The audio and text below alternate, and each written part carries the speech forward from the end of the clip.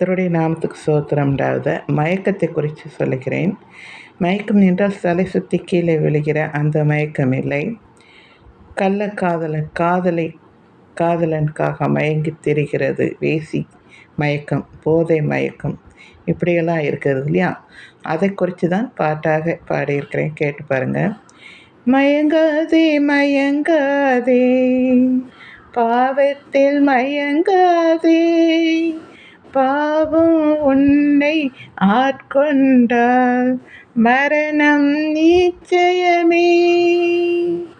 போதைக்கும் அடிமை ஆகாதே, பேசிக்கும் அடிமை ஆகாதே, கொலைக்கும் அடிமை ஆகாதே, திருட்டுக்கும் அடிமை ஆகாதே.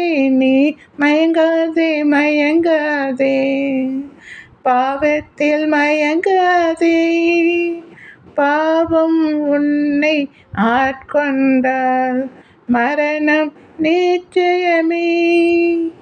பொய்க்கும் அடிமையாகாதே, கோபத்துக்கும் அடிமை ஆகாதே, பணத்துக்கும் அடிமை ஆகாதே, பிசாசுக்கும் அடிமை ஆகாதே.